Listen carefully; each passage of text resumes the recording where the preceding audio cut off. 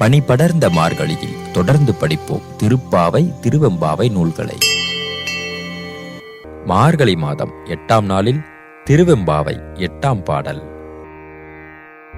கோழிச் சிலம்ப சிலம்பும் குருகு எங்கும், ஏழில் இயம்ப இயம்பும் வெண்சங்கு எங்கும், கேளில் பரஞ்சோதி கேளில் பரங்கருணை, கேளில் விழுப்பொருள்கள் பாடினோம் கேட்டில்லையோ, வாழி ஈதென்ன உறக்கமோ வாய்த்திரவாய், ஆழியான் அன்புடைமை ஆமாறும் இவ்வாறோ, ஊழி முதல்வனாய் நின்ற ஒருவனை, ஏழை பங்காளனையே பாடு ஏலோர் எம்பாவாய்.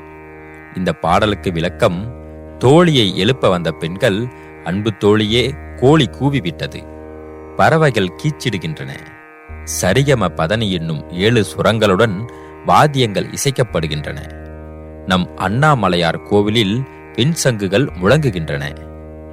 இந்த இனிய காலை வேளையில் உலகத்தின் இருள் எப்படி நீங்குகின்றதோ அதுபோல பரஞ்சோதியாய் ஒளி வீசும் சிவனை பற்றி நாங்கள் பேசுகின்றோம். அவனது பெரும் கருணையை எண்ணி வியக்கின்றோம். அவனது சிறப்புகளை பாடுகின்றோம். ஆனால் நீயோ இதுவும் காதில் விழாமல் தூங்குகிறாய். இந்த உறக்கத்திற்கு சொந்தமானவளே, இன்னும் பேச மாட்டேன் என்கிறாய். வாழ்க நீ. பார்க்கடலில் பள்ளி கொண்டுள்ள திருமாலின் சிவபக்தியை பற்றி தெரியுமல்லவா?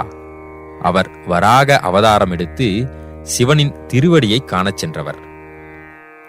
அப்படிப்பட்ட பெருமைக்குரிய உலகத்துக்கே தலைவனான சிவனை, ஏழைகளின் தோழனை பாடி மகிழ உடனே புறப்படு. பனி படர்ந்த மார்கழியில் தொடர்ந்து படிப்போம் திருப்பாவை திருவெம்பாவை நூல்களை.